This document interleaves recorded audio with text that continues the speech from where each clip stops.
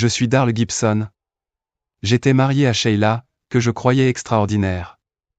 Nous avons passé ce que je pensais être 24 années de bonheur, mais il s'est avéré que seules les 21 premières étaient vraiment heureuses. Puis, du jour au lendemain, Sheila a décidé de tout arrêter. Apparemment, elle voyait un type nommé Jeff Woods depuis 3 ans, et oui, il ne faisait pas que parler, il tombait amoureux et avait une liaison. Maintenant, je suis un homme adulte, alors si elle ne voulait plus être avec moi, très bien, elle pouvait partir. Mais vous savez, la vie continue. La vraie douleur a commencé quand j'ai découvert que mes 3 enfants, Jason, Michael et Kimberly, étaient au courant de toute l'histoire depuis le début. Ils savaient pour la liaison et que leur mère prévoyait de me quitter, mais ils ne m'ont rien dit parce qu'ils ne voulaient pas se retrouver au milieu. Essentiellement, ils ont choisi de se ranger du côté de leur mère et de me laisser dans l'ignorance.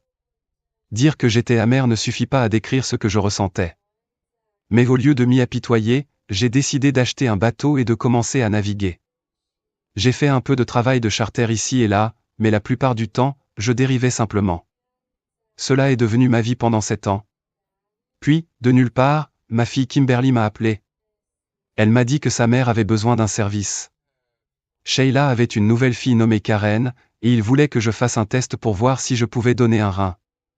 Il n'a pas été difficile de comprendre ce que cela signifiait, et au cas où je n'aurais pas saisi, mes fils sont venus m'expliquer comme si j'étais un idiot. Ils m'ont clairement fait comprendre que Sheila était enceinte de mon enfant lorsqu'elle m'a quitté. Ils savaient, et ils n'ont jamais rien dit. J'étais esséuré par eux pour avoir su et m'avoir caché cela. Alors, qu'ai-je fait de tout ça après que cela m'ait été balancé au visage? J'ai décidé de faire un voyage aux Bermudes pour m'éloigner de tout ça. Je me préparais à lever l'ancre quand Sheila est soudainement apparue. J'avais déjà levé l'ancre et je m'éloignais du quai quand elle a couru et a sauté sur le bateau. Le bateau était à environ 2 mètres du quai lorsque j'ai décidé de couper les moteurs. J'étais sur le point de la jeter par-dessus bord quand j'ai remarqué une petite fille debout sur le quai, appelant sa mère.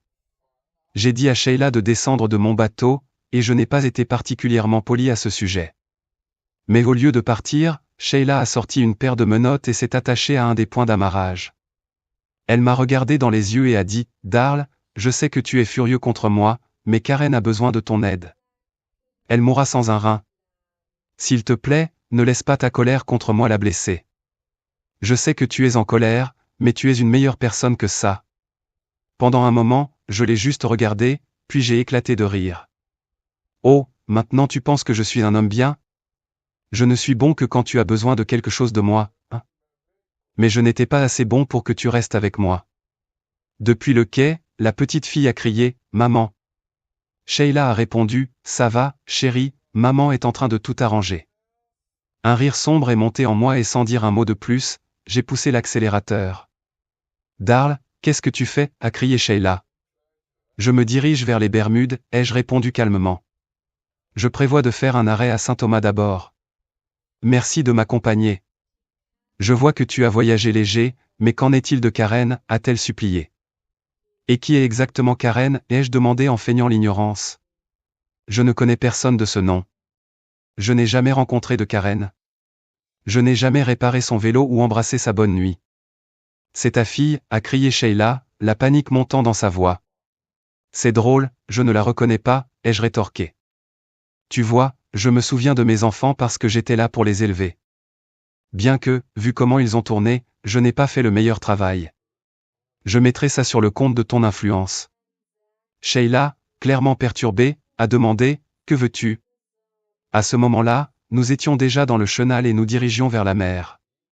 J'ai remarqué que quelques personnes de plus étaient rassemblées sur le quai avec la petite fille. Je ne pouvais pas voir clairement, mais je devinais que c'était mon ancienne famille. Je leur ai fait signe avec un peu d'ironie. « Darl, tu dois faire demi-tour » a supplié Sheila, la panique dans la voix. J'ai attrapé mon Android et j'ai commencé à tripoter pour essayer de faire fonctionner l'application d'enregistrement vocal. Bien sûr, je n'avais pas pris la peine de lire le manuel pour quelque chose d'aussi trivial, donc il m'a fallu quelques minutes pour le comprendre. Pendant ce temps, Sheila parlait sans arrêt en arrière-plan. « Darl, est-ce que tu m'écoutes » a-t-elle demandé, clairement frustrée. Je pense que j'ai enfin réussi à faire fonctionner l'application. Pas vraiment, pourrais-tu répéter, ai-je répondu, plus par habitude que par réel intérêt. Darl, nous devons parler de sauver la vie de Karen. N'as-tu pas vu comme elle avait à peine réussi à atteindre le bout du quai, a plaidé Sheila. Sheila, détache-toi et descends de mon bateau, ai-je dit, bien que nous étions maintenant à près de 3 kilomètres du quai. C'était plus une formalité à ce stade. Elle a simplement souri et a dit, nous ne pouvons pas faire ça. Jason a la seule clé, et il est resté au quai. Donc tu as le choix, soit tu fais demi-tour et tu aides ma fille, soit... J'aime bien le son de « soit », les jeux interrompus en accélérant. Honnêtement, j'étais dans un dilemme. D'un côté, je voulais vraiment que Sheila quitte mon bateau. D'un autre côté, je n'étais pas d'humeur à me faire culpabiliser ou à me laisser influencer par des gens qui m'avaient abandonné et exclu de leur vie. J'aurais probablement des ennuis si je lui coupais la main, et cela ferait un sacré désordre sur mon pont. Si je coupais le point d'amarrage, cela endommagerait le bateau, ce qui ne me plaisait pas non plus. De plus, je ne pensais pas que cela valait les 1500 € que coûterait un radeau de sauvetage. Pendant qu'elle continuait de parler, je pesais encore le coût de ma tranquillité contre la dépense d'un radeau de sauvetage. Mais mes rêveries ont été brusquement interrompues par l'arrivée de la garde côtière. Étant quelqu'un qui respecte généralement les règles, j'ai décidé d'arrêter le bateau. Je veux dire, ce n'est pas comme si j'avais vraiment le choix, ils avaient une mitrailleuse montée sur leur proue, pour l'amour du ciel. Ils ont envoyé un Zodiac rempli de gars sérieux en uniforme. J'ai rapidement planqué mon Android dans un compartiment de rangement sous des cartes dans la timonerie. Sans même demander, ils sont tous montés à bord de mon bateau. Le chef d'équipe m'a demandé ce qui se passait ici. Avant que je puisse dire quoi que ce soit, Sheila a sauté sur l'occasion en disant « Dieu merci, vous êtes là, il m'enlève ». Elle a même agité ses menottes pour faire bonne mesure. L'officier m'a regardé et a demandé « Monsieur, est-ce vrai ?» Honnêtement, je suis plutôt content que vous soyez là aussi, ai-je répondu. Si nous pouvons trouver un moyen de la faire descendre de mon bateau, vous pouvez l'emmener avec vous. Et non, je ne l'ai pas enlevée. L'officier a soupiré, Monsieur, ce serait beaucoup plus facile si vous nous donniez les clés et expliquiez ce qui se passe. Je n'ai pas les clés, ai-je dit, me sentant de plus en plus frustré. Cette femme folle a sauté sur mon bateau et s'est menottée à... Je me suis arrêté en voyant leur regard et en réalisant à quel point mon histoire semblait ridicule. Sans un mot de plus, je me suis retourné et j'ai tendu mes poignets pour les menottes. Et laissez-moi vous dire que ces menottes font mal quand ils les serrent. Ces gars de l'équipe d'arraisonnement vivent pour ce genre de choses, tout comme les équipes du SWAT. Je suis presque sûr que l'un d'eux s'est un peu trop excité. Au moins, ils ne m'ont pas plaqué le visage contre le pont. Me faire traiter comme un kidnappeur m'a fait me sentir comme une célébrité. J'ai bien insisté pour qu'ils me fouillent afin de prouver que je n'avais pas les clés, mais ma journée d'humiliation n'était pas encore terminée. Le maître d'équipage en charge a demandé à l'un de ses hommes de prendre un tournevis et de libérer Sheila en dévissant le point d'amarrage du pont. Pourquoi n'y ai-je pas pensé ? Sheila est juste restée là à me regarder avec un sourire narquois. Tu dois revenir, a-t-elle dit d'un ton suffisant. Tu vas regretter ça, ai-je marmonné. Pas la réplique la plus originale, mais je me sentais vraiment mal à ce moment-là. Une tonne de questions m'ont été posées, mais j'ai décidé de faire appel à un avocat et j'ai été placé en garde à vue. La mise en accusation approchait rapidement quand j'ai reçu une visite de quelqu'un que je m'attendais pleinement à voir. Sheila est entrée et a dit, « Écoute, passons outre tout cela. Si tu donnes ton rein, nous pourrons reprendre nos vies. Tu auras accompli un acte héroïque incroyable, ma fille survivra, et peut-être que nous pourrions voir cela comme une chance de renouer. Je sais que nous t'avons très maltraité, mais peut-être... » Elle a nerveusement léché ses lèvres et a serré la main de son mari. « Peut-être que nous pourrions même t'inviter pour Noël. » Elle l'a regardé, et il a hoché la tête avec cette attitude condescendante et suffisante. Il était intéressant de voir comment, tout à coup, l'un de mes organes me rendait un peu moins paria à leurs yeux. Je ne pouvais m'empêcher de penser que si je proposais mes testicules, peut-être qu'ils envisageraient même de m'inviter pour Thanksgiving. Voici une idée, ai-je dit. Pourquoi ne pas attendre mon procès ? Tu sais combien cela pourrait prendre de temps. Aucun juge ne m'obligera à donner un rein pendant que je suis en prison. Passer une bonne soirée, à moins que je plaide coupable pour une charge moindre.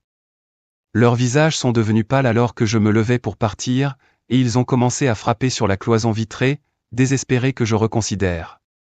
Fait étrange, j'ai eu un avocat en un rien de temps.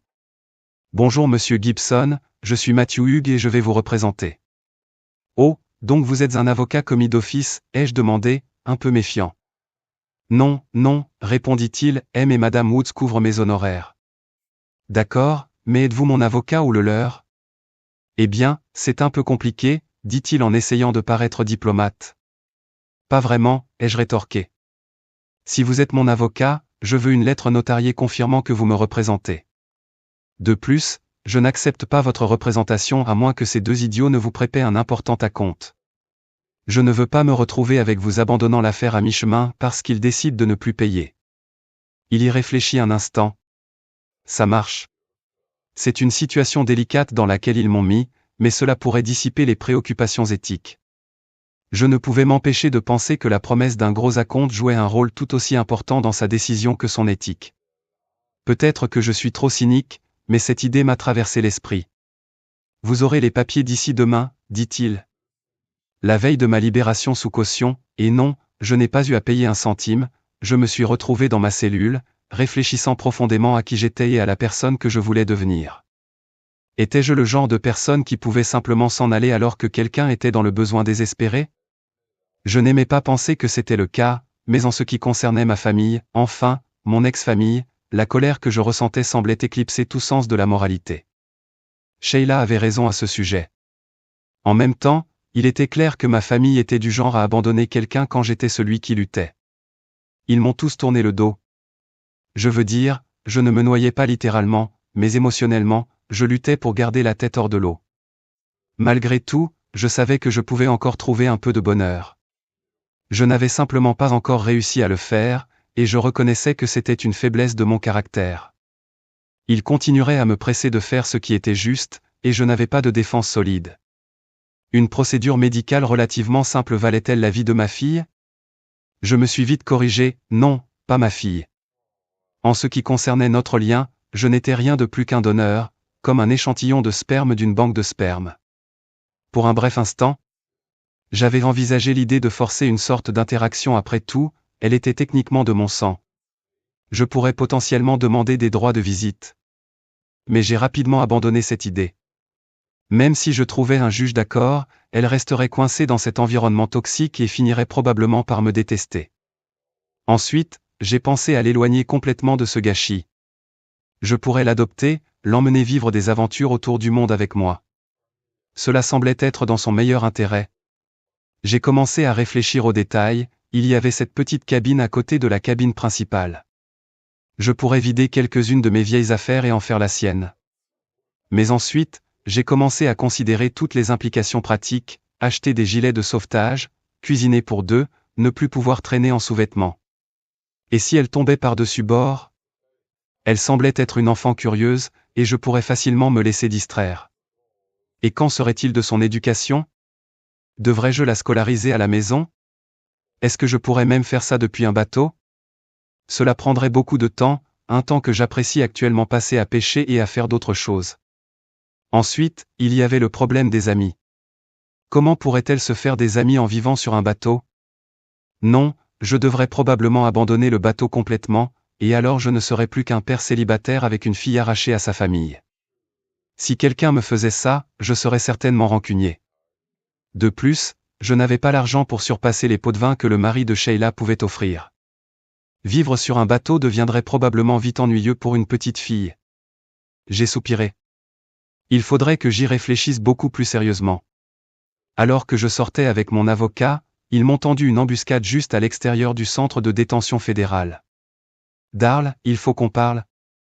Monsieur Hughes, mon avocat, est rapidement retourné à l'intérieur du centre, me laissant seul pour les affronter. Parlez. Je suis en train de gérer une infraction fédérale ici. Je ne suis même pas censé être près de vous, étant donné que je suis supposé vous avoir kidnappé. Le FBI est maintenant impliqué, et c'est inscrit dans mon dossier. Elle a rougi en se tenant là avec Jason et Kimberly. Papa, je te l'ai déjà dit. Tu as perdu le droit de m'appeler papa il y a longtemps, les jeux interrompus. Très bien, monsieur Gibson, Jason s'est corrigé. Karen va de plus en plus mal. Elle est sous dialyse maintenant. Tu dois l'aider tout de suite. Je dois aller au tribunal, je dois payer des impôts, je devrais peut-être même mourir un jour. Et juste pour que tu le saches, j'ai déchiré ma carte de donneur d'organes et ajouté une clause à mon testament stipulant que je devrais être incinéré intact, sans que mes organes soient prélevés, juste au cas où. En disant cela, ils avaient tous les trois l'air horrifiés, mais je pouvais aussi voir une pointe de culpabilité dans leurs expressions. Les gens aiment penser qu'ils sont moraux, mais les temps désespérés peuvent conduire à des actions désespérées. Comment peux-tu même penser que nous ferions une chose pareille, a demandé Kimberly, clairement offensée. L'histoire, ai-je répondu. Vous avez déjà pris parti, et je sais exactement de quel côté vous avez choisi. Sheila a essayé d'intervenir d'un ton plus sérieux. Écoute, il y a beaucoup de mauvais souvenirs entre nous. Je t'ai maltraité, d'accord? Je suis désolé. Je regretterai ce que j'ai fait pour le reste de ma vie, mais c'est fait. Karen ne t'a rien fait, alors nous devons tous agir en adultes et faire ce qui est le mieux pour Karen. Tu sais, quand les gens disent « agissons en adultes », ce qu'ils veulent généralement dire, c'est « s'il te plaît, ignore toutes les choses horribles que je t'ai faites ». Elle a commencé à répondre, mais j'ai fait un geste pour qu'elle se taise alors que M. Hugh réapparaissait avec quelques officiers. L'un des officiers s'est avancé et a dit « Madame, je crains de devoir vous arrêter. » Quoi? Pourquoi? Sheila m'a regardé, confuse et paniquée. Darl, qu'est-ce qui se passe? Je crois que l'accusation officielle est d'avoir fait une fausse déclaration aux forces de l'ordre. Peut-être qu'ils vous autoriseront à voir Karen de temps en temps. Monsieur Hugh avait joué un rôle clé en faisant parvenir mes preuves aux autorités compétentes. Il fallait que je secoue un peu les choses. Jason a commencé à crier sur les officiers, et pendant un moment, il a semblé qu'une bagarre allait éclater. Heureusement, Kimberly a réussi à le calmer, et Monsieur Hugh m'a raccompagné à mon motel. Par chance, je les ai rencontrés de nouveau à l'hôpital. Une infirmière attirante s'occupait de moi, ce qui était un agréable changement par rapport à ces 7 dernières années. Cette sirène insaisissable n'était toujours pas apparue. Merci beaucoup pour votre générosité, a-t-elle dit avec un sourire. Kimberly et Sheila me regardaient fixement, puis elles se sont soudainement mises à sourire et se sont précipitées vers moi. Surpris, je me suis rapidement mis derrière l'infirmière pour me protéger. Madame Woods, mademoiselle Gibson, comment allez-vous? L'infirmière a demandé, clairement excitée. Monsieur Gibson, elle s'est arrêtée un instant, semblant réfléchir. Monsieur Gibson vient de s'inscrire comme donneur potentiel de rein, a-t-elle dit en regardant entre ma fille et moi, visiblement perplexe. Êtes-vous de la famille, ou est-ce juste une coïncidence? Oui, a répondu Kimberly en même temps que je disais « non ». Le sourire de Kimberly a instantanément disparu, et l'infirmière avait l'air encore plus confuse. Eh bien, je vais juste finir la paperasse, dit-elle maladroitement avant de s'éclipser. C'est tellement généreux de ta part, dit Sheila, visiblement sans capter l'attention. Elle était désespérée, focalisée uniquement sur sa fille. Je ferai en sorte que tout le monde sache à quel point tu es généreux. Kimberly a étouffé un sanglot en voyant l'expression sur mon visage. Pas vraiment, ai-je répondu. Grâce à une forte pression morale, je vais finir par perdre un rein, quoi qu'il en soit, si je veux pouvoir me regarder dans le miroir. Donc, je suppose que je dois sauver la vie de quelqu'un. Et tu le feras, s'exclama Sheila. Qu'est-ce qui te fait croire que ce sera Karen, ai-je répondu brusquement. Quoi? Mais tu seras compatible, je le sais. Oui, mais il pourrait y avoir d'autres personnes compatibles aussi. Mais pourquoi aiderais-tu des inconnus? Elle s'est arrêtée, ses yeux se plissant. Parce que les inconnus pourraient réellement être reconnaissants. Les inconnus pourraient réellement apprécier que je sauve la vie de leurs proches, au lieu d'agir comme si je leur devais quelque chose à cause d'un lien passé. Ce serait une justice poétique si mon rein allait à une autre petite fille. Honnêtement, je préférerais sauver un père ouvrier avec une famille qui le valorise. C'est le genre de famille que j'aimerais aider. Kimberly se couvrit la bouche et s'enfuit. Sheila, clairement bouleversée, demanda « Pourquoi agis-tu comme ça? Quand es-tu devenu un tel? Censuré? Je te connais, tu sais. Tu m'as trompé pendant 3 ans, tu m'as surpris avec un divorce, tu as monté mes enfants contre moi, et je suis simplement parti. Bien sûr, j'étais en colère, mais je suis parti. Tu m'as ramené dans ta vie, tu continues à faire de tes problèmes mes problèmes. Tu m'as fait arrêter, tu m'as abandonné, tu m'as éloigné de ma fille. Alors maintenant, tu n'as plus aucun droit de dire qui je suis et ce que je suis devenu. Tu veux que je t'aide? Très bien.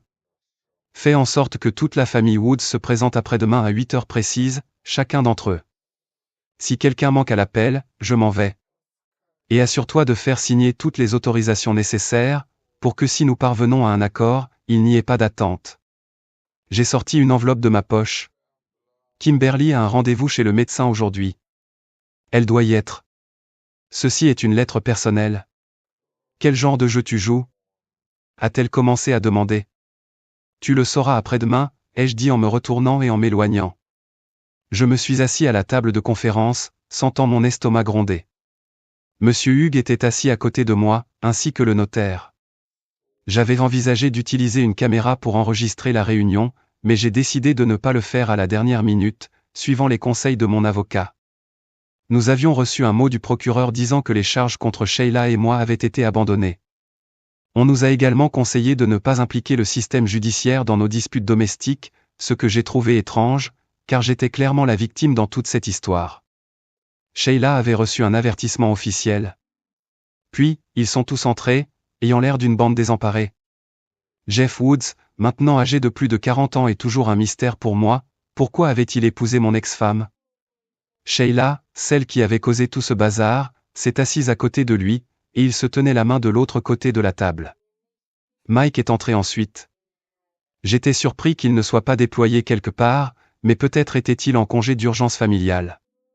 Ses cheveux étaient coupés courts, comme un vrai aviateur naval. Jason était là aussi. Enfin, Kimberly est arrivée la dernière, en retard et évitant de me regarder dans les yeux. Je veux que vous sachiez tous dès le départ que les médecins ont trouvé non pas un, mais 2 donneurs compatibles avec mon rein. L'un d'eux est un excellent match, et l'autre est assez bon. J'ai menti, laissant cette information s'enfoncer un moment. Les médecins sont vraiment ennuyés que j'insiste pour décider qui recevra mon rein. Ils pensent que cela devrait être purement une décision médicale, mais je crois qu'il vaut mieux donner à quelqu'un d'autre au moins une bonne chance. Pourquoi tu fais l'imbécile, Daryl, a demandé Jeff Woods. Tout d'abord, vous pouvez m'appeler Monsieur Gibson, et je n'ai rien à vous dire pour le moment, ai-je répondu fermement.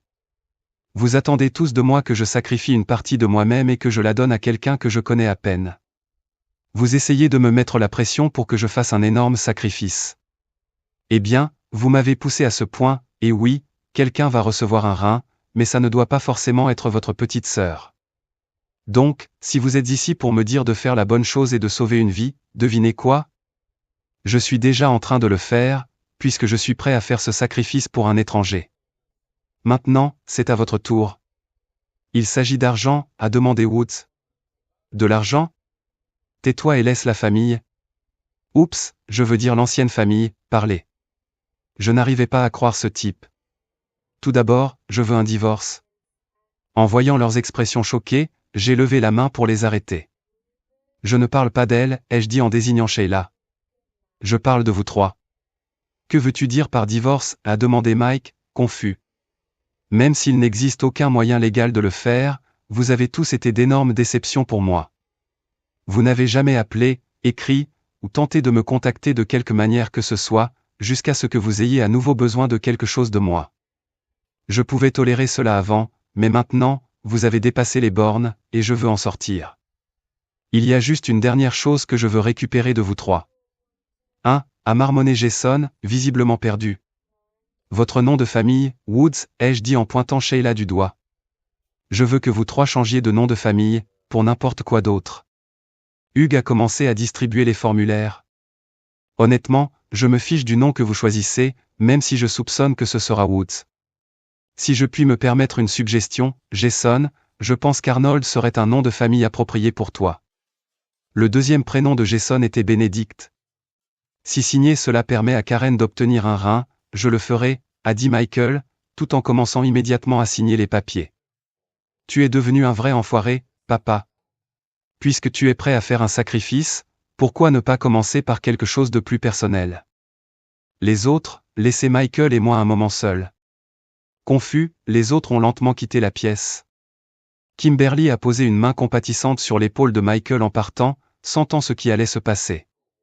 Michael, cependant, semblait perplexe. Une fois qu'ils furent tous partis, il s'est tourné vers moi avec un regard noir. Tu m'as toujours appris à faire la bonne chose. Je suppose que ce n'était que des paroles en l'air pour toi, vu à quel point tu sembles mal avoir appris ces leçons. J'ai dû être un mauvais enseignant. Les gens divorcent, ça arrive. Parfois, de mauvaises choses arrivent, et tu dois simplement encaisser, dur à cuire. Son temps dans l'armée n'avait pas vraiment amélioré son tempérament ou son attitude. Je suis content que tu penses ainsi. De mauvaises choses arrivent, et elles viennent souvent des actions des autres. C'est bon de savoir que le karma n'est jamais loin. Les amis et la famille sont censés veiller les uns sur les autres, alors comment concilies-tu ton attitude de travail d'équipe militaire avec ce qui m'est arrivé? Maman nous a demandé de ne pas nous impliquer. Quelle considération? Donc, si un collègue officier te demandait de faire quelque chose d'immoral et de mal, tu le ferais? J'ai ouvert ma mallette et sorti un flacon, un miroir et une lame de rasoir. Jouons à un petit jeu de « ne demande pas, ne dis rien ». J'ai versé une petite quantité de poudre blanche sur le miroir et l'ai coupé en lignes. Voilà. Et qu'attends-tu de moi avec ça? Je suppose que c'est de la poudre, a-t-il dit, supposant qu'il s'agissait de drogue. Supposons ce que tu veux, c'est le prix à payer pour mon rein.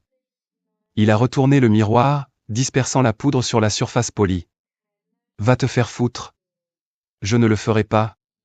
Je ne crois pas que tu laisserais réellement mourir ta fille. Tu serais surpris de ce dont je suis capable de nos jours. J'ai répondu calmement, la culpabilité est sur toi. Tu vois, je vais sauver une vie, mais c'est toi qui choisis de ne pas aider ta sœur. C'est ta décision. Honnêtement, cela ne me surprend pas, sachant combien la loyauté familiale compte pour toi. Elle n'est pas riche, et elle ne peut rien t'offrir en retour. Il avait l'air prêt à sauter par-dessus la table pour me frapper. Va te faire foutre, j'aime ma sœur, mais je ne vais pas ruiner ma carrière quand je n'ai pas besoin de le faire. Tu as la moindre idée de ce que ça m'a coûté de passer des rangs à celui d'officier de vol? Oui, à peu près un tiers du temps que j'ai passé à essayer de maintenir une famille et un mariage ensemble. Allez, pleure-moi une rivière, dure à cuire. Donne-lui juste le rein. Pourquoi rends-tu les choses si compliquées? Pourquoi essaies-tu de nous blesser? Je l'ai fixé alors qu'il baissait les yeux vers la poudre renversée sur la table. T'es un genre de blague, tu le sais? Te voilà, ce grand pilote de chasse coriace. As-tu déjà vraiment réfléchi à ce que cela signifie?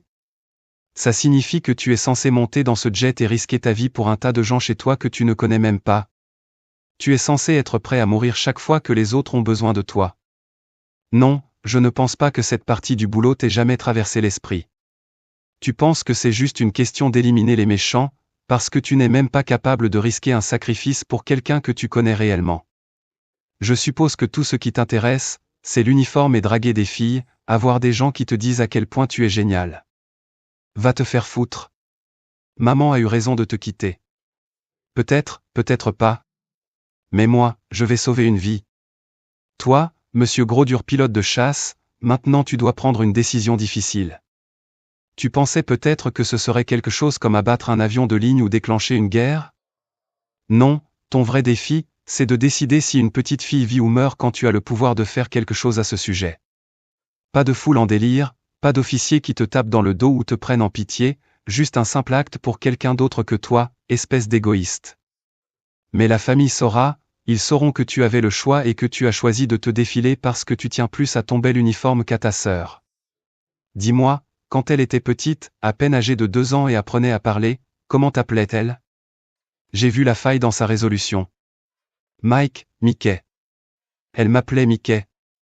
Donne-moi ton foutu poison, je vais le faire, dit-il en désignant le flacon à moitié vide. Non, ai-je répondu en lui lançant le regard le plus froid que je pouvais. Maintenant, tu peux le lécher sur la table. Jason est entré seul, comme je l'avais demandé, avec une expression prudente. Il avait vu Michael après qu'il soit parti. Assieds-toi, ai-je ordonné. Tu sais, tu es la plus grande déception pour moi. Tu avais une femme et des enfants quand tu m'as fait ça. Tu aurais dû savoir mieux. Si tu les aimais vraiment. Je me suis arrêté. Tu les aimes, n'est-ce pas? Oui, a-t-il craché. Donc tu as une idée de ce que j'ai ressenti, ou du moins tu devrais. Papa, il s'est corrigé rapidement sous mon regard. Monsieur Gibson? Maman était malheureuse. Elle l'était depuis des années. J'ai placé l'enveloppe sur la table et l'ai fait glisser d'avant en arrière entre mes mains, observant ses yeux suivre son mouvement. Alors, c'était les années où elle se faufilait avec Jeff Woods derrière mon dos, ou c'était encore plus tôt que ça? M'a-t-elle jamais fait savoir qu'elle était malheureuse? Bien sûr, j'ai remarqué qu'elle semblait perturbée pendant quelques mois, mais elle n'a jamais dit un mot. Tu ne voudrais pas que Pamela te dise si elle était malheureuse? Ou si elle n'avait pas le courage, tu ne voudrais pas que tes enfants te préviennent avant que tu ne sois pris de court? Si ta femme voyait quelqu'un pendant que tu étais absent, tu ne voudrais pas que ton fils te mette au courant? Que veux-tu de moi? Des excuses? J'ai déjà dit que j'étais désolé. Je suis toujours désolé. Oui, tu es désolé, mais des excuses, ce ne sont que des mots. J'ai fait tournoyer l'enveloppe du bout des doigts, la faisant glisser sur la table. Elle a pris un peu d'air en attrapant une brise légère et a atterri devant lui. C'est ce que je veux de toi. Il a ouvert l'enveloppe avec prudence. À l'intérieur, il y avait une carte clé avec le logo du Quality Inn dessus. C'est quoi, ça? C'est pour une chambre d'hôtel, la chambre 341. À l'intérieur, il y a une jeune femme, jolie, sans maladie, qui est intéressée à te rencontrer. En fait, je pense que tu devrais faire connaissance avec elle au sens biblique. En fait, j'insiste le dessus. Et quel est le but de tout ça? Pourquoi joues-tu à ces jeux ridicules au lieu d'aider? Les mêmes personnes qui m'ont trahi. Laisse-moi te raconter une histoire. Il était une fois un jeune homme, marié, soit dit en passant, qui détenait le mariage de son père entre ses mains. Ce n'était pas un mariage parfait, mais c'était un mariage que le père valorisait profondément. Comme la plupart des mariages, il avait besoin de travail et de soins. Nous savons tous les deux comment ce jeune homme a géré cette responsabilité. Maintenant, le karma a fait son tour, et c'est mon tour d'avoir le contrôle sur ton mariage. Si tu aimes vraiment ta sœur, tu feras tout ce qu'il faut pour sauver sa vie, même si je suis un parfait enfoiré et que je décide d'envoyer la vidéo. Il a tressailli à cette pensée, à Pamela. Tu pourrais encore arranger les choses. Tu pourrais expliquer comment je t'ai forcé à te retrouver dans une situation avec une femme incroyablement attirante. Cela pourrait ne pas détruire ton mariage, surtout s'il est fondé sur la confiance et l'honnêteté. Elle te fait confiance? Elle prend tes paroles au sérieux? Tu pourrais peut-être réparer les choses, mais ce ne sera jamais pareil, tout comme je ne suis plus le même. Tu devrais tout de même en profiter. Pense Y comme un cadeau d'anniversaire en retard. Une pensée m'a traversé l'esprit à la dernière minute. Oh, donne-moi ton téléphone portable. Tu vois, je ne l'ai loué que pour 3 heures. Ai-je utilisé le bon terme? Non, engagé. Oui, je l'ai engagé pour 3 heures. Et pour te donner une petite motivation supplémentaire, puisque les charges contre moi ont été abandonnées, j'ai récupéré mon bateau. Alors, combien évalues-tu la vie de ta sœur? Je me suis adossé et j'ai laissé les insultes commencer. Après qu'il se soit calmé, j'ai regardé ma montre.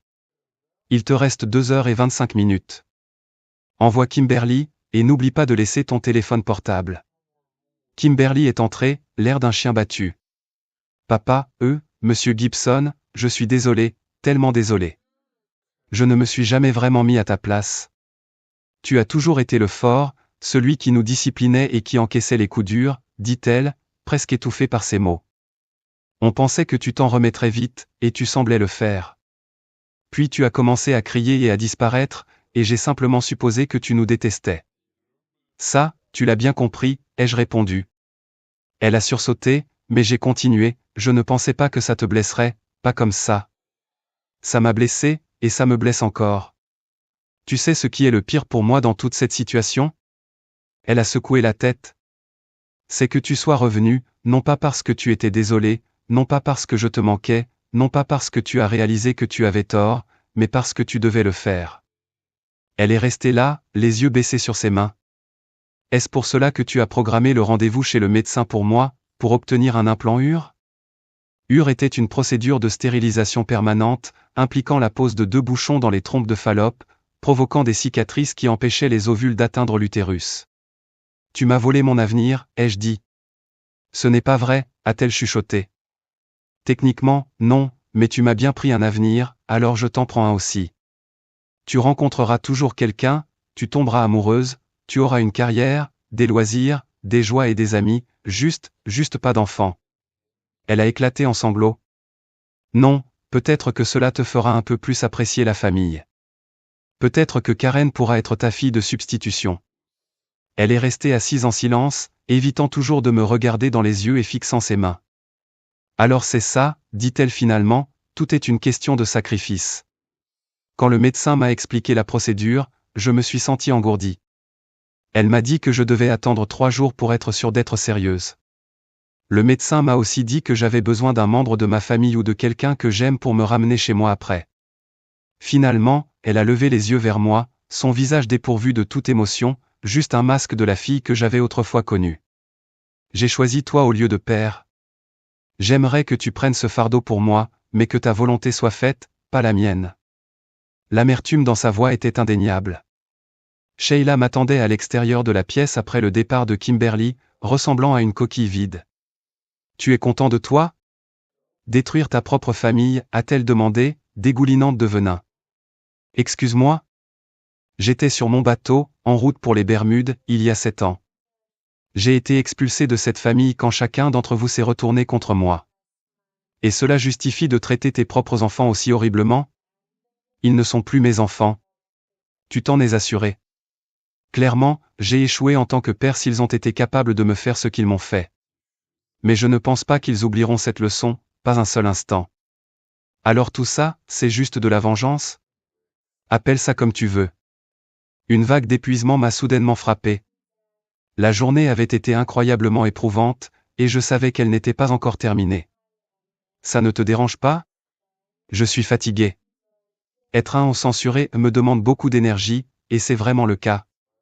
Alors, c'est à notre tour maintenant, a-t-elle demandé en me lançant un regard noir. Juste à ce moment-là, Jimmy est entré avec 2 tasses de café. Il en a tendu une à Sheila, et elle a soufflé dessus avant de lui adresser un sourire qui m'a transpercé le cœur. Elle avait construit toute une vie sans moi. Monsieur Hugues est également entré dans la pièce, accompagné du notaire. Il a posé ses dossiers et s'est assis à côté de moi. C'était mon moment. Tu veux savoir la différence entre toi et moi, Sheila? Elle a pris une gorgée de son café. J'ai une âme. Sympa. Tu as toujours ce sens aigu de la répartie, je vois. Aucun sens de la honte, mais une âme, non. J'allais dire que tu as encore tous tes bons souvenirs. Tu as fait tes choix, tu as eu les enfants, et tout s'est bien passé pour toi. Pendant ce temps, tous nos souvenirs communs ont été détruits pour moi.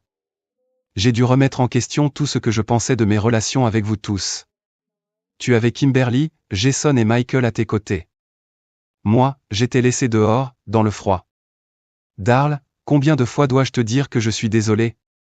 Les dernières années de notre mariage n'étaient pas remplies de nombreux souvenirs heureux pour moi. Non, tu gardais tout ton bonheur pour Jimmy. Tu n'as même pas pris la peine de m'en garder un peu. Tu es passé d'une série de souvenirs heureux à une autre. J'ai remarqué que Jeff voulait dire quelque chose, mais il est resté silencieux, serrant les mâchoires. Peut-être qu'il apprenait enfin à se taire. Ce n'est pas ça. Peu importe. Je peux dire, d'après les regards sur le visage de nos enfants, que tu prépares quelque chose d'horrible. Alors, allons-y, d'accord? J'ai souri, mais cela ne s'est pas reflété dans mes yeux. Jeff, comment ma femme profite-t-elle de son temps avec toi? Il est resté silencieux, attendant. Tu sais pourquoi les gens sont attirés par ceux qui sont mariés? Si quelqu'un est un peu attirant, il attire l'attention des célibataires. Tu en es un parfait exemple, Jeff. C'est parce que le mariage adoucit les angles durs. Les gens sont comme des pierres à cet égard. J'avais déjà fait le travail avec Sheila, et tu as décidé de la prendre. Jeff, c'est du vol. Tu as vu quelque chose de beau et tu l'as pris. Es-tu en train de dire que tu veux la récupérer? A demandé Jeff, visiblement choqué. Oh non, c'est comme un chewing-gum. Une fois que quelqu'un d'autre l'a mâché, tu ne veux plus vraiment le reprendre. Pourquoi voudrais-je récupérer une femme infidèle et trompeuse? Sheila a pâli à ces mots, mais elle est restée silencieuse. Juste quelque chose à garder à l'esprit pour l'avenir. Je doute qu'elle ait encore 25 ans devant elle, mais d'ici 14 ans, juste pour te prévenir, j'y suis passé, et je sais ce qui t'attend. Les insultes font-elles partie de l'accord, a-t-il demandé. Non, celles-là sont gratuites. Mais revenons à mon propos. Tu n'as pas seulement pris ma femme, tu as pris toute ma vie. Tout ce que j'avais, tout ce que j'attendais, passé, présent, futur, tu as bouleversé mon monde entier, et tu n'as même pas pris la peine de demander. J'ai saisi les 2 dossiers de Monsieur Hugues. Ce sont des actes de renonciation. L'un est pour ta maison. Tu me la cèdes? Hugues est intervenu, il a préparé ses documents au cas où tu aurais envie de lui faire un cadeau. J'ai souri et hoché la tête en signe d'accord. L'autre document est un acte de renonciation pour tous tes biens. Qu'est-ce que, chatte, a demandé Sheila. Hugues a clarifié, cela signifie tout ce qui se trouve dans ta maison. Tu lui cèdes tout le contenu de ta maison, ton bateau et tes voitures. J'ai continué, tes vêtements, y compris la lingerie d'anniversaire que tu as achetée, la boîte avec les vêtements de bébé, les albums photos, les trophées et diplômes, Sheila, même la poêle en fonte de ta grand-mère, ton livre préféré, le lit où vous avez fait l'amour, le jardin où tu as reçu tous tes amis, tout ça. Je veux tout. Voilà comment ça marche. Vous signez, nous déposons les papiers pendant que vous restez ici, et vous remettez les clés de tout. Un détective privé surveillera la maison et filmera pour s'assurer que vous ne vous faufilez pas pour voler mes affaires. Je ne suis pas sans cœur. Je vous laisserai préparer une valise chacun, y compris celle de Karen, avec des vêtements et tout document légal dont vous avez besoin, comme les certificats de naissance et les passeports, mais pas les certificats de mariage. J'ai des projets pour ce petit document. Alors, c'est une question d'argent, se moqua Woods. Je lui ai demandé si j'avais mentionné ton 401K, tes actions ou ton argent liquide. Non, il ne s'agit pas de cela, mais de tes souvenirs, de ta vie. Tu as pris ma vie, alors maintenant je prends la tienne. Sheila écoutait attentivement cette conversation, le visage concentré. Sans un mot, elle ouvrit son sac à main, en sortit un stylo et demanda où elle devait signer. L'assistant de Hugues avait déjà marqué les emplacements avec des notes adhésives, et Sheila commença à signer et dater les documents. Attends, s'exclama Jeff. Il ne peut pas faire ça, vendre un rein est illégal. Ce n'est pas une vente, il n'y a aucune promesse en retour, répondit Hugues, me jetant un regard de dégoût. Je pense que certains avocats acceptent des clients louches juste pour se sentir moralement supérieurs de temps en temps. C'est une simple demande sans contrepartie. Considérez cela comme une restitution pour des griefs passés. Et si on en parle à la police, s'emporta Jeff. Ne sois pas idiot, Jim, rétorqua Sheila sèchement. Si tu fais ça, il ne pourra pas donner le rein, ou il finira en prison, et Karen mourra. On a déjà essayé cette voie une fois. Elle me lança un regard de dégoût. Cette fois, c'est notre tour d'être à la réception. Le prix est trop élevé, nous devons négocier. Je suis ouvert à cela, ai-je coupé. Quel est le prix en cours pour la vie d'une petite fille? Juste par curiosité. J'ai tapoté les dossiers du bout des doigts. Mais je connais mon prix, Jim, signe les papiers. J'ai cette maison depuis 15 ans. Elle contient tout ce pourquoi j'ai travaillé toute ma vie. Ce n'est qu'une maison. C'est tout ce que nous avons. Je sais, et ça fait mal, ça fait très mal. Toutes ces photos d'anniversaire, tous ces vêtements, mes affaires, mes bijoux. Sheila me regarda, passa une main derrière son cou, enleva sa chaîne en or et la jeta sur les papiers. Tiens, dit-elle en commençant à enlever ses bagues. Tu veux mes alliances aussi? J'ai agité la main d'un air désinvolte. Non, ça va.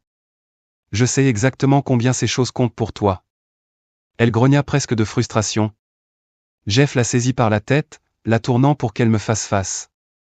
Sheila, écoute-moi, il ne fait que jouer à des jeux tordus, il ne va pas vraiment aller jusqu'au bout.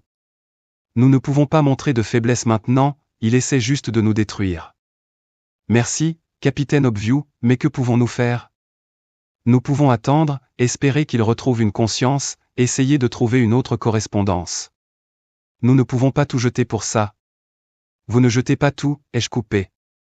Vous avez encore la santé, vous avez encore l'un l'autre, et vous avez toujours ce boulot lucratif que tu as utilisé pour attirer ma femme dans l'adultère. Sheila rougit et détourna les yeux de honte. Donc, vous vous en sortirez. Juste que les objets disparaîtront. Pas d'accord, cria Jeff en me fixant. Tu dois trouver un autre prix. Sheila, il bluffe. Il bluffe.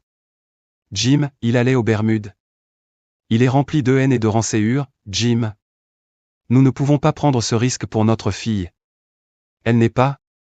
Commença-t-il, mais il s'arrêta, laissant sa phrase inachevée. Je ne sais pas ce que tu allais dire, mais ne le dis pas, répondit-elle d'une voix précise, mais son visage montrait à quel point elle était ébranlée. Elle se tourna vers moi, les yeux remplis de haine. J'espère que tu es satisfait. J'ai soupiré. Oui et non. Pendant des années, je me suis convaincu que tu n'étais qu'une censurée, sans âme qui avait tout jeté pour de l'argent et un gars plus jeune. Mais cela signifiait aussi croire que la femme que j'avais connue pendant 24 ans était un mensonge complet et que j'étais un imbécile.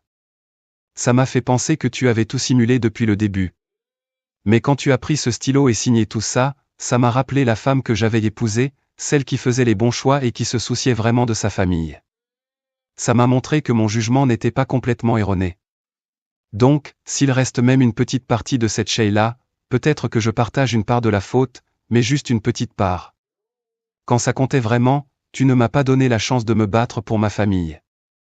Cela ne change pas le fait que lorsque tu as dû choisir entre des objets, ai-je dit avec mépris, et la famille, tu as fait le bon choix, le seul bon choix.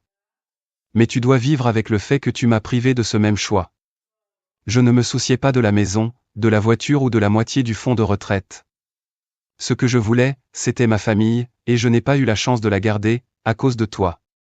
J'ai regardé ma montre. Cela a été instructif, et il semble que vous deux avez beaucoup à discuter. Malheureusement, votre autre fille a un rendez-vous, et maintenant je dois emmener.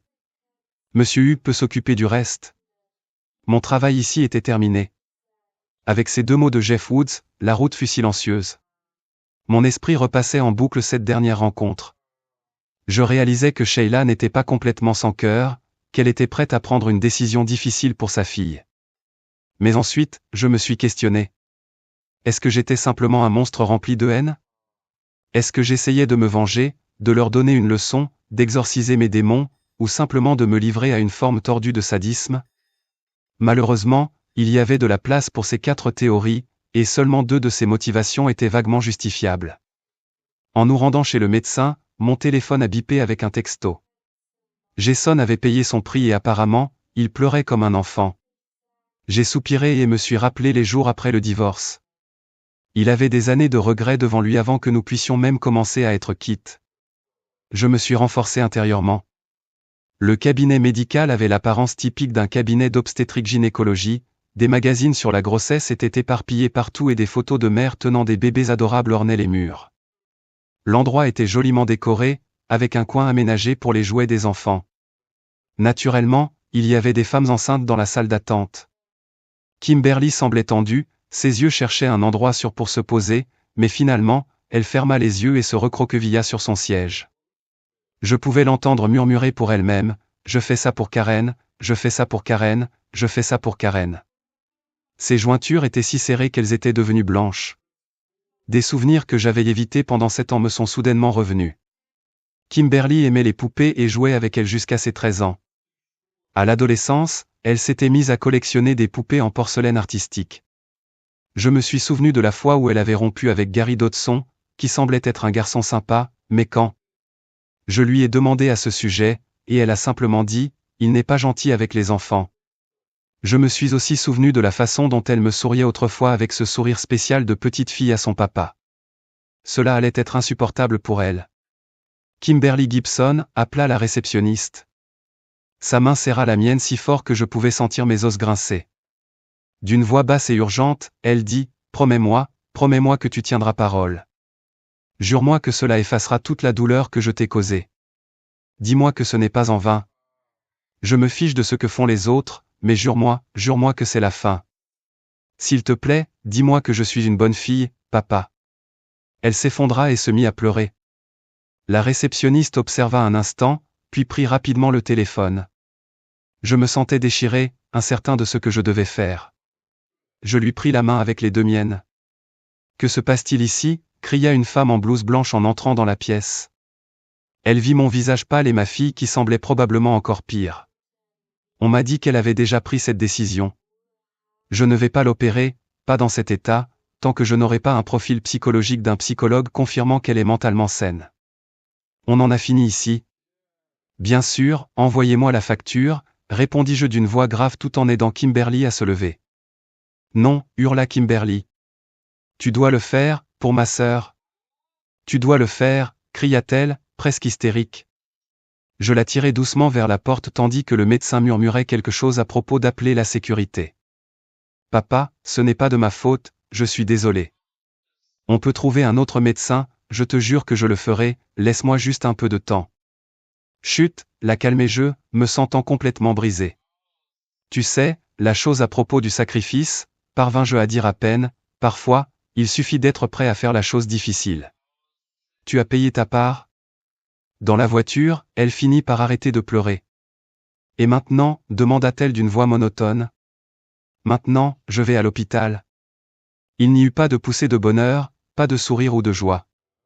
Il semblait que ni l'un ni l'autre n'avions d'émotion à donner.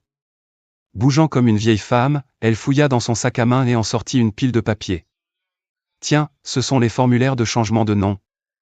Je les ai remplis et déposés avant de venir chez le médecin. Je ne mérite pas d'être ta fille, et honnêtement, en ce moment, je ne veux pas l'être. J'encaissais cela, et je ne pouvais pas lui en vouloir. Je regrette profondément de ne pas t'avoir emmené hors de ce cabinet avant que le médecin ne refuse de nous aider. Tu n'as aucune raison de me croire, mais j'avais tort, et pourtant nous avons toujours les cicatrices, répondit-elle. Oui, des cicatrices, des rappels des leçons apprises. C'est ta deuxième chance. Quand tu auras tes propres enfants, assure-toi de bien les élever. Fais en sorte qu'ils ne reproduisent pas les erreurs que nous avons commises.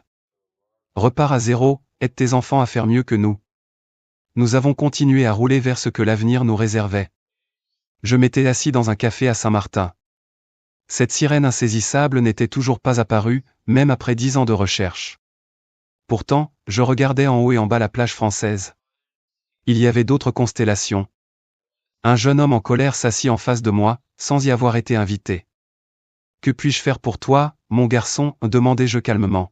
« Je ne suis pas ton fils. »« Non, tu ne le es pas. » Je me souviens de mes fils, ils sont devenus des hommes plutôt bons, je suppose. Ils ont fait de grosses erreurs, mais ils en ont payé le prix. Au final, ils ont compris ce qui compte vraiment, et c'est tout ce que l'on peut faire. Tu veux boire quelque chose? Non. Tu es difficile à retrouver, continua-t-il en me fixant d'un regard accusateur, qui se transforma ensuite en une évaluation plutôt qu'en une accusation. Alors, qui me cherche? Je m'appelle Harold Weiss. Il n'offrit pas sa main et resta silencieux. Je lui tendis la mienne à la place. D'accord, monsieur Weiss, tu sais manifestement qui je suis, bien que je ne sache pas comment. Alors, comment puis-je t'aider? Il hésita d'abord, puis me serra finalement la main. J'ai besoin d'un service, un gros, et seul toi peux le faire. Monsieur Weiss, je ne t'ai jamais vu de ma vie.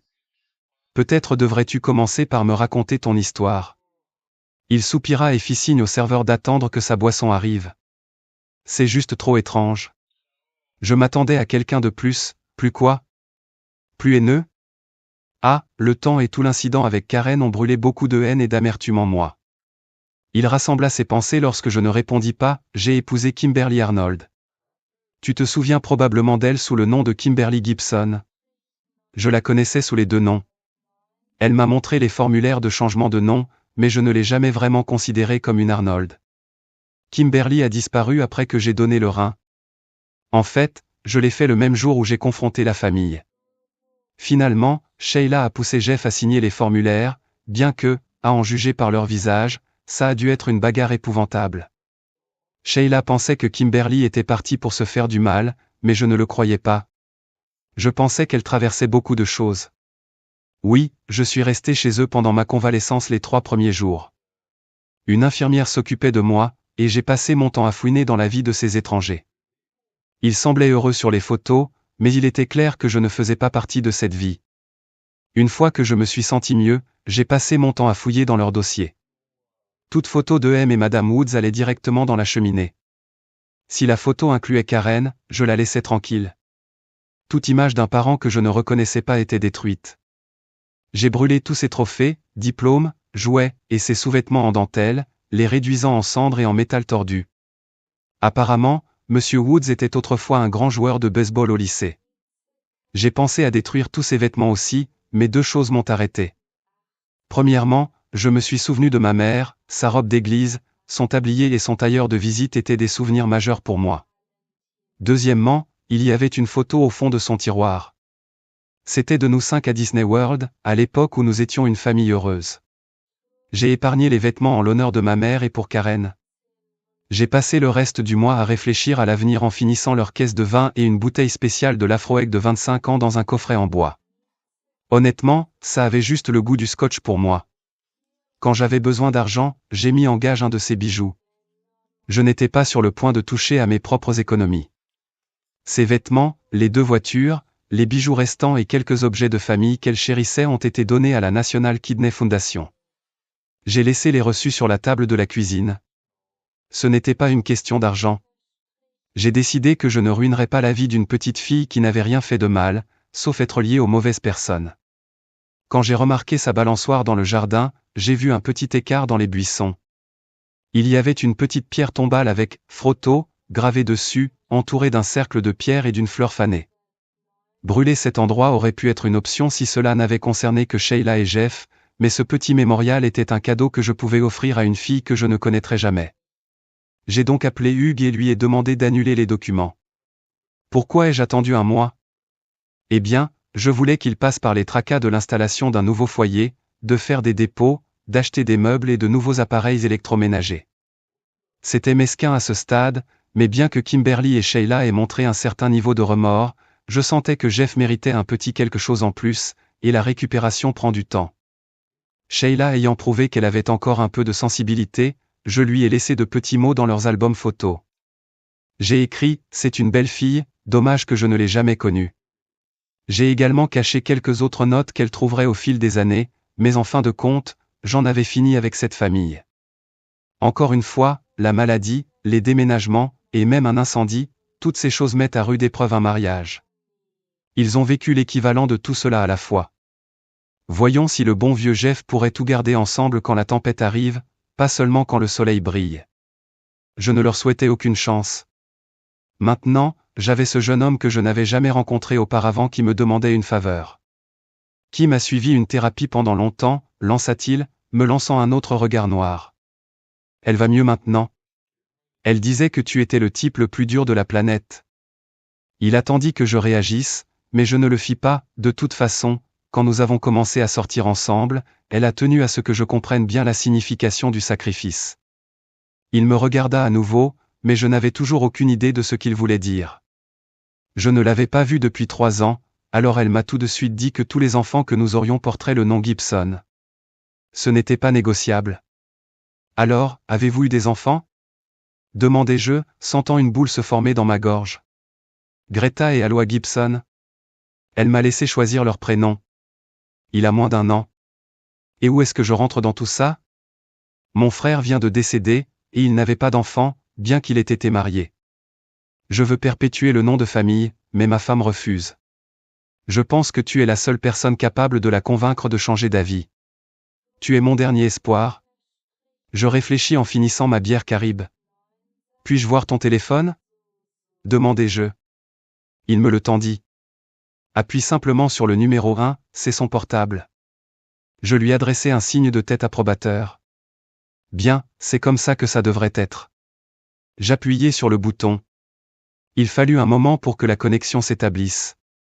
Salut chérie, comment ça va? Sa voix était chaleureuse et affectueuse, heureuse de l'entendre. Je me souvenais de l'époque où quelqu'un ressentait cela pour moi. J'essayais de prendre un ton bourru, bien que ce ne fût pas facile. Tu ne sembles toujours pas bien apprendre tes leçons. Elle poussa un cri. Da. Monsieur Gibson, qu'est-ce qui se passe? Quelle leçon? Comment as-tu eu ce téléphone? Elle semblait stupéfaite. La leçon portait sur le sacrifice et la grâce. Ton mari est descendu ici pour me dire ce qu'il pensait de la façon dont je t'ai traité. Je pense que tu as un bon homme là. Cela a pris beaucoup de courage de risquer autant pour cette famille.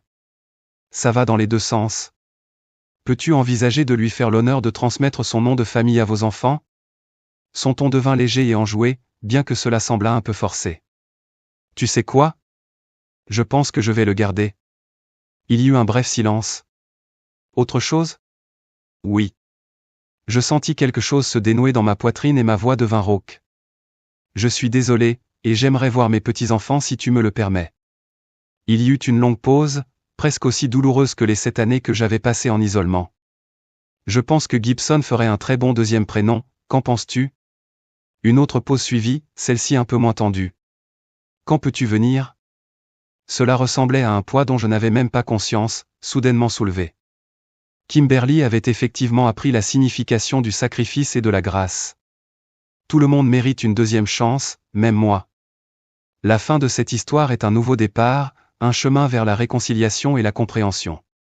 Après des années de douleur et de ressentiment, les personnages ont appris la valeur du pardon, du sacrifice et de la famille.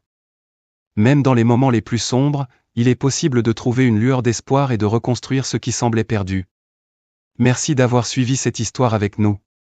Si elle vous a touché, n'oubliez pas de laisser un like, de commenter, de partager et de vous abonner à notre chaîne pour ne rien manquer des prochaines aventures. Que feriez-vous à la place de Kimberly ou de Darl? Pensez-vous que chacun mérite une seconde chance, même après de telles trahisons? Quelle est la leçon la plus importante que vous avez tirée de cette histoire? Partagez vos réflexions avec nous en commentaire. Nous avons hâte de lire vos avis.